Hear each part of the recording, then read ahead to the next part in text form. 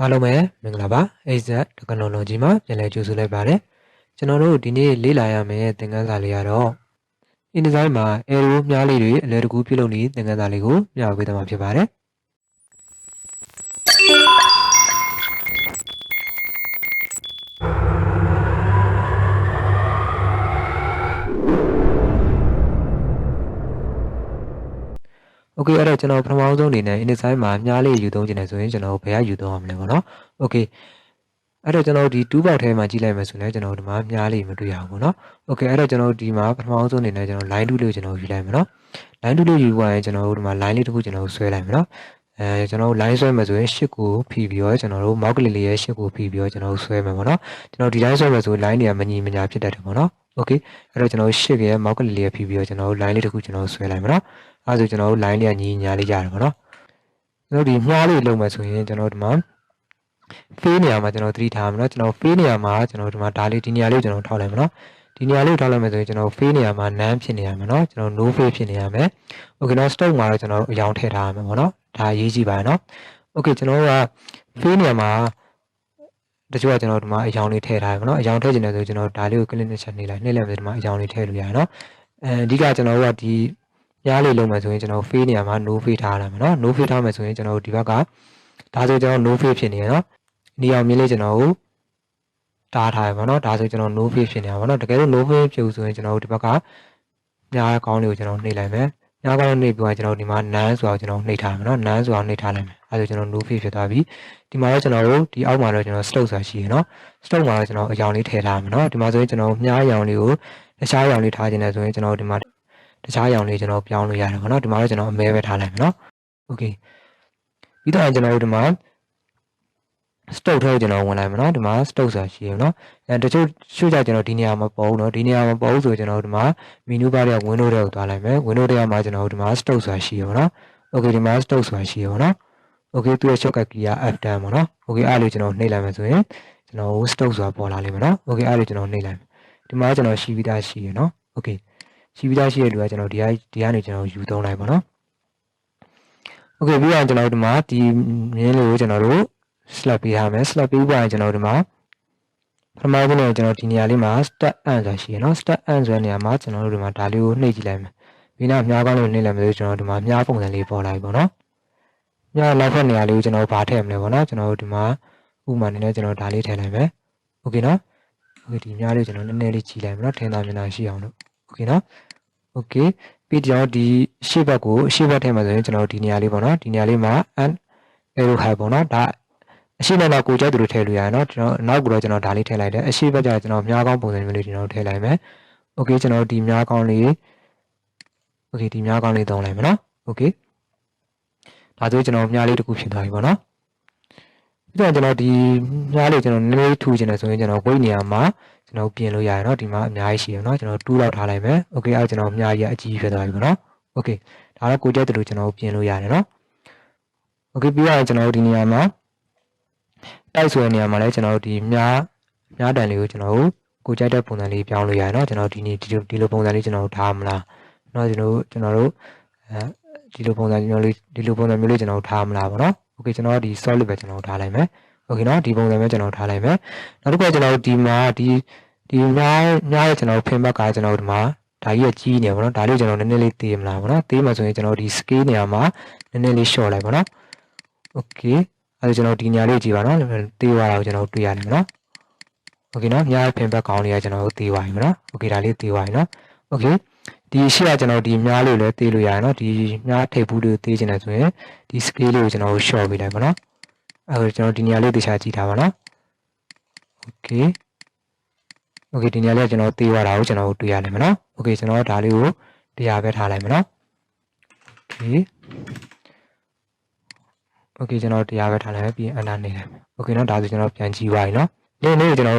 နှိပ်ထားလိုက်မယ်ဆိုရင်ကျွန်တော်တို့ဟိုဘက်နဲ့ဒီဘက်ကကျွန်တော်တင်ကြီးတဲ့ဖြစ်သွားမှာနော်ဒါလေးကိုကျွန်တော်တရားပြန်ထားကြည့်လိုက်မယ် okay နော်အဲ့ကျွန်တော်ဒီမှာဒီ scale ဘက်ကိုဒီတော့ဒီ pin ဘက်ကိုကျွန်တော် short ကြည့်လိုက်မယ်နော် pin ဘက်ကို short လိုက်မယ်ဆိုရင်ကျွန်တော်ဒီဘက်ကပါ light သေးသွားတာကိုကျွန်တော်တွေ့ရမယ်နော် okay okay ဒီဘက်က light ပြီးတော့ပြောင်းသွားတာကိုကျွန်တော်တွေ့ရမယ်နော် okay သူနဲ့တညီတဲ့ light ပြောင်းသွားတာကိုကျွန်တော်တွေ့ရမယ် okay နော်ဒီဘက်က short လိုက်တာနဲ့ okay နော် okay သူကလိုက်ရောတာကိုကျွန်တော်တို့တွေ့ရမှာနော် okay ဒါတော့ကျွန်တော်ဒီ link လေးကိုဖြုတ်ထားမယ်ဆိုရင်ကျွန်တော်တို့ဒီဘက်ကလိုက်ပြောင်းလိုက်ဒီဘက်ကလည်းလိုက်ပြောင်းသွားတယ်ပေါ့နော် okay ကျွန်တော်ဒါလေးကိုကျွန်တော်ပြန်ပြီးတော့ link လေးကိုကျွန်တော်ပြန်ပိတ်ထားလိုက်မယ်နော် okay အဲ့တော့ကျွန်တော်ဒါလေးကိုတရားပဲကျွန်တော်ပြန်ထားလိုက်မယ်နောက်တစ်ခါကျွန်တော်ဒီနောက်ကကျွန်တော်တို့ frame ဘက်ကဒီမြောက် frame ဘက်ကနေရာလေးကိုကျွန်တော်ဒါကြီးကိုကျွန်တော်မထားချင်ဘူးဆိုရင်ကျွန်တော်တခြားအရာလေးကျွန်တော်ပြောင်းလို့ရတယ်နော် okay ကျွန်တော်ဒီပုံစံလေးထားမလားနော်ဒီမှာဆိုရင်ဟိုဘက်များဒီဘက်များပေါ့နော်ဟိုဘက်များဒီဘက်များပုံစံမျိုးထားမလား okay နော်ကျွန်တော်တို့စနသုံးခဲ့ဒီများပုံစံလေး okay နော်ဒီပုံစံမျိုးကျွန်တော်ထားမလား okay ဒီမှာဆိုကျွန်တော်တရားထားလိုက်မယ် okay ဒီမှာကျွန်တော်တရားရိုက်ထည့်လိုက် okay အဲ့ကျွန်တော်ဟိုဘက်များဒီဘက်များပုံစံဖြစ်သွားပြီနော် okay ကျွန်တော်ဒီနောက်ဘက်မှာကျွန်တော်ဘာမှမထားချင်ဘူးဒီတိုင်းပဲထားချင်တယ်ဆိုရင်ကျွန်တော်ဒီနေရာမှာ none ဆိုအောင်နှိပ်လိုက် okay အဲ့ကျွန်တော်ဒီဘက်မှာဘာမှမရှိတော့ okay နော် okay အဲ့ကျွန်တော်ဒီမှာမြားလေးတစ်ခုရပါပြီเนาะဒါတော့ကိုကြိုက်သလိုကျွန်တော်ထားလို့ရတယ်เนาะဒါကျွန်တော်အမျိုးမျိုးကျွန်တော်လုပ်ပြတာပါเนาะဒီမှာအများကြီးရှိရပါเนาะကိုကြိုက်တဲ့ပုံစံလေးရွေးလို့ရတယ်ပါเนาะ okay ဒီကိုမှာလည်းကျွန်တော်တို့ဝိုင်းမဲ့ကျွန်တော်ထားလိုက်မယ် okay အဲ့ကျွန်တော်တို့ကြိုက်ပြီပေါ့เนาะ okay ဒီမြားလေးကိုကျွန်တော်တို့ကိုပုံနေဆွဲတာဖြစ်ဖြစ်ကျွန်တော်တခုခုညွှန်းကျင်တာဖြစ်ဖြစ်ပေါ့အလွယ်တကူကျွန်တော်ဆွဲလို့ရတယ်ပါเนาะ okay ဒါလေးကိုကျွန်တော်တို့လှည့်ကျင်တယ်ဆိုရင်ကျွန်တော်ဒီမှာဒီတောင်းလေးသွားလိုက်မယ်တောင်းလေးသွားလိုက်မြားလေးကကျွန်တော်တို့ကိုလေးဖြစ်သွားပြီအဲ့တော့မှကျွန်တော်တို့မောက်ကလေးလေးကိုဖြီးပြီးတော့လှည့်လို့ရတယ်ပေါ့เนาะကိုကြိုက်သလိုကျွန်တော်တို့လှည့်လို့ရတယ် okay เนาะဒါမျိုးလေးတွေကျွန်တော်တို့လှည့်လို့ရတယ်ပေါ့เนาะဒါလေးကျွန်တော်တို့ဒီဘက်ပြန်လှည့်ချင်တယ်ဆိုရင် okay ဒီမှာမြားကောင်းလေးဒီထိတ်လေးကိုသွားလိုက်เนาะမြားကောင်းလေးတွေကိုလေးဖြစ်သွားပြီဆိုကျွန်တော်ဒါလှည့်လို့ရပါတယ်เนาะ okay ကျွန်တော်တို့တက်တက်ပဲပြန်ထားလိုက်မယ် okay အဲ့ကျွန်တော်တို့ဒီပုံစံလေးပြန်ရပါပြီပေါ့เนาะ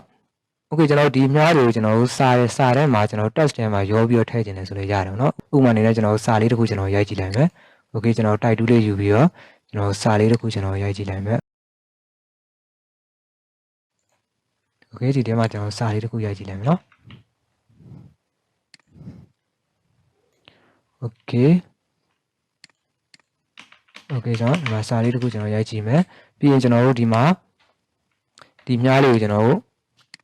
test ထဲမှာယူသုံးမှာเนาะ test ထဲမှာယူသုံးမယ်ဆိုရင်ကျွန်တော်တို့ဒီ font size ကဒီ font size ကိုကျွန်တော်အရင်ကြည့်လိုက်ပါเนาะ font size ကဒီမှာစနစ်ဆိုကျွန်တော်14လောက်ကျွန်တော်ထားလိုက်မယ်เนาะ font size လေးနည်းနည်းကြည့်လိုက်မယ် font size ကျွန်တော်14လောက်ထားလိုက်မယ်ပြီးတော့ကျွန်တော်ဒီထဲမှာဒီနောက်မှာကျွန်တော်ကဥပမာအနေနဲ့စာနောက်မှာကျွန်တော်တို့စာရေးကြားထဲမှာဒီမြားလေးထည့်ချင်တာပေါ့เนาะအဲဒါဆိုကျွန်တော်တို့ဒီမှာဒီမြားလေးကိုကျွန်တော်နည်းနည်းလေးသေးလိုက်မယ်เนาะ okay ဒီတောင်းလေးကျွန်တော်တို့ဆွဲသေးလိုက်မယ်เนาะဒီမြားလေးကိုကျွန်တော်တို့ဆွဲပြီးသေးလိုက်မယ် okay ဒါဆိုမြားလေးကသေးသွားပြီ okay เนาะကျွန်တော်ဒီစာနဲ့ကျွန်တော်တို့စာရဲ့ size နဲ့ညီအောင်လို့ကျွန်တော်တို့ချိန်ကြည့်လိုက်မယ် okay เนาะကျွန်တော်နည်းနည်းလေးထပ်သေးလိုက်မယ် okay ဒီလောက်ဆိုရပြီเนาะအဲဆိုကျွန်တော်ဒီမြားလေးကိုကျွန်တော် text ထဲမှာသုံးမှာဖြစ်တဲ့အတွက်ကျွန်တော်က control h နှိပ်လိုက်မယ်เนาะ control h နှိပ်လိုက်မယ် control h နှိပ်ပြီးတော့ကျွန်တော်တို့ဒီမှာတိုက်တူးလေးပြန်ယူလိုက်မယ် control h နှိပ်လိုက်တဲ့ဆိုတော့ကျွန်တော် cut လုပ်လိုက်တာเนาะ cut လုပ်ပြီးကျွန်တော်တို့ဒီမှာဒီတိုက်တူးလေးယူပြီးတော့ကျွန်တော်ဒီဘက်မှာကာစာချမယ်ပြီးရင်ကျွန်တော် control v နှိပ်လိုက် okay အဲကျွန်တော်မြားလေးပေါ်လာပြီเนาะအဲ့တော့မှကျွန်တော်ဒီနောက်ကစာလေးကျွန်တော်တက်တယ် okay เนาะဒါမျိုးလေးကျွန်တော်တို့ထည့်လို့ရတယ်ပေါ့နော်တချို့ကျွန်တော်တို့ဒီလိုမြားကိုကျွန်တော် test အနေနဲ့မသုံးဘဲနဲ့ကျွန်တော်ဒီတိုင်းကျွန်တော်ဆွဲထည့်တယ်เนาะဥပမာကျွန်တော်ဘယ်လိုပုံစံမျိုးလဲဆိုတော့ကျွန်တော်ဒီမှာကျွန်တော် control z ပြန်နေလိုက်မယ်เนาะ okay ဒီမြားလေးကိုကျွန်တော်ကဒီမှာဒီလိုမျိုးကျွန်တော်တို့test အနေနဲ့မသုံးဘဲနဲ့ကျွန်တော်ဒီတိုင်းကျွန်တော်ဆွဲထည့်လိုက်တယ်เนาะတချို့ကကျွန်တော်ဒါမျိုးကျွန်တော်ထည့်တယ်ထည့်ပြီးတော့ကျွန်တော်ဒီနောက်ကနေမှကျွန်တော်စာလေးရိုက်တယ်ပေါ့နော် okay အဲ့ဒါကျွန်တော်ဒီမှာကြည့်လိုက်မယ်เนาะ okay မှာစာရီကကျွန်တော်တို့ဒီမှာ space လိုက်ခောက်နေရမယ်เนาะ okay space လိုက်ခောက်ပြီးတော့ကျွန်တော်တို့ချိန်နေရမယ်เนาะစနပုံစံတိုင်းဆိုကျွန်တော်တို့ဒီမှာကာစာချလိုက်တာနဲ့ဒီမြားလောက်မှာဒီစာလေးကပေါ်လာတယ်ပေါ့เนาะ okay နောက်တစ်ခုကျွန်တော်တို့ဒါလေးကိုကျွန်တော်ဒီတိုင်းဆွဲထည့်တာเนาะဆွဲထည့်တာဆိုကျွန်တော်ကဒီစာတွေကိုကျွန်တော်တခြား file ကိုကျွန်တော် copy ကူးခြင်းတယ်ပေါ့เนาะတခြား file copy ကူးခြင်းတာဖြစ်ဖြစ်ကျွန်တော်ဒီစာတွေကို copy ပြန်ကူးခြင်းတာဖြစ်ဖြစ်ပေါ့เนาะ okay အဲ့ကျွန်တော်ဒီမြားလေးကပါလာမှာမဟုတ်ဘူးပေါ့เนาะဥပမာကျွန်တော်တို့ဒါလေးကို control c နေလိုက်မယ်ပြီးရင်ကျွန်တော်တို့ဒါလေးကောင်လို့ကျွန်တော်ပြန်ပါခြင်းတယ်เนาะအဲ့တော့ကျွန်တော်ဒီနေရာမှာ control v နဲ့ပြန်ချခြင်းပဲเนาะဒါလေးတစ်ခုယူပြီးတော့ control v နဲ့ပြန်ချခြင်း okay အဲ့ကျွန်တော်ဒီမှာဒီမြားလေးကမပါလာဘူးပေါ့เนาะ okay အဲ့ကျွန်တော်ဒီမှာမြားလေးယူပြန်ထည့်ပေါ့เนาะအဲ့မျိုးဆိုကျွန်တော်ချိန်နေကြတယ်ပေါ့เนาะ okay အဲ့တော့ကျွန်တော်တို့က test အနေနဲ့ပဲကျွန်တော်ကသုံးမယ်ပေါ့เนาะအဲ့တော့ကျွန်တော်တို့ဒီမှာ control z ပြန်နှိပ်လိုက်မယ် okay အဲ့တော့ကျွန်တော်ဒီဟာလေးကို test အနေနဲ့သုံးမယ်ဆိုရင်ကျွန်တော်ရှေ့ကပြောခဲ့သလိုတော့ဒါလေးကိုကျွန်တော်တို့ control h နှိပ်လိုက်မယ် control h နှိပ်ပြီးတော့ကျွန်တော်တို့ဒီမှာ type 2ယူလိုက်မယ် type 2ယူပြီးဒီမှာကျွန်တော်ကာစာချမယ်ကျွန်တော်ဒီနောက်မှာထည့်မယ်ဆိုဒီနောက်မှာကာစာချမယ်เนาะဒီကြားထဲမှာထည့်မယ်ဆိုဒီကြားထဲမှာကာစာချမယ်เนาะကျွန်တော်ဒီကြားထဲမှာထည့်ကြည့်မယ်ပြီးရင်ကျွန်တော် control v နှိပ်ကြည့်လိုက်မယ်ပြီးရင်ကျွန်တော်တို့ဒီမှာကိုထည့်ချင်တဲ့စာရေးဒီမှာထည့်လို့ရတယ်เนาะ Okay ဒါလေးကျွန်တော် copy ကူးကြည့်မယ်နော် copy ကူးမယ်ဆိုရင်ကျွန်တော် control C နှိပ်မယ် okay နော်ပြီးရင်ကျွန်တော် type 2ယူမယ်ဒီနေရာလေးမှာကျွန်တော်ပေးချကြည့်မယ် okay control V နှိပ်ကြည့်လိုက်မယ် okay အဲ့တော့ကျွန်တော်ဒီမှာမြားလေးပါလာတာကိုကျွန်တော်တွေ့ရမယ်နော်စာသားမြားပါလာတာကိုကျွန်တော်တွေ့ရမယ်နော် okay အဲ့တော့ကျွန်တော်ဒီမြားတွေကိုစာသားတွေမှာစာသားတွေနဲ့ရောသုံးနေတယ်ဆိုရင်ကျွန်တော်ဆက်လာပြောသလိုပဲ test အနေနဲ့သုံးပါနော် okay နော်ဒီမြားလေးကို control A နဲ့ cast လုပ်မယ်ပြီးရင်ကျွန်တော်type 2နဲ့ကာတာချမယ်ပြီးရင် control V နှိပ်မယ်နော် okay ဒါမျိုးသုံးလိုက်မယ်ဆိုရင်ကျွန်တော်ဒီမြားလေးက test အနေနဲ့ဖြစ်သွားတာကိုကျွန်တော်တွေ့ရမယ်နော် okay ဒါကကျွန်တော်နားလည်မှထင်တယ်နော်ဒါတော့ကျွန်တော်နောက်ပိုင်းစာအုပ်တွေလုပ်တဲ့နေရာမှာဒါလေးကအသုံးဝင်လာပါလိမ့်မယ်နော်စာအုပ်တွေလုပ်တဲ့နေရာတို့ကျွန်တော်ပုံဆွဲတဲ့နေရာတို့မှာဒါလေးကအသုံးဝင်လာပါလိမ့်မယ်နော် okay ဒါတော့ကျွန်တော် InDesign မှာမြားလေးဘယ်လိုဆွဲရမလဲဆိုတာကိုပြပြပေးသွားတာပါနော် okay ဒီလောက်ဆိုရင်ကျွန်တော်တို့ InDesign မှာမြားလေးတွေအလွယ်တကူဆွဲတက်လောက်မယ်လို့ညွှန်လင့်ပါတယ်နော်ဟုတ်ကဲ့ပါအခုလိုမျိုးကွန်ပျူတာနည်းပညာသင်ခန်းစာတွေကိုအသစ်တင်တိုင်းသိချင်တယ်ဆိုရင်တော့ကျွန်တော်တို့ရဲ့ ASAP-MN ဆိုတဲ့ YouTube channel လေးကိုလည်း subscribe နှိပ်ထားပြီးတော့ all ဆိုတာကိုရေးထားလိုက်ပါဒါမှသာသင်ခန်းစာအသစ်တင်တိုင်းသိရှိနိုင်မှာဖြစ်ပါတယ် Okay ကျွန်တော်ဒီနေ့မျှဝေပေးထားတဲ့သင်ခန်းစာလေးကိုအားလုံးပဲနားလည်လိမ့်မယ်လို့မျှော်လင့်ပါတယ်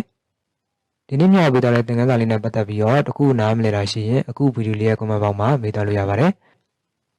ဒီနေ့သင်ခန်းစာလေးကအားလုံးအတွက်အကျိုးရှိလိမ့်မယ်လို့မျှော်လင့်ပါတယ်နော်ဟုတ်ကဲ့ပါဒီနေ့တဲ့သင်ခန်းစာလေးကတော့ဒီလောက်ပါပဲเนาะနောက်တဲ့သင်ခန်းစာတွေမှာကျွန်တော်တို့ပြန်တွေ့ကြပါမယ်အားလုံးပဲအဆင်ပြေကြပါစေခင်ဗျာ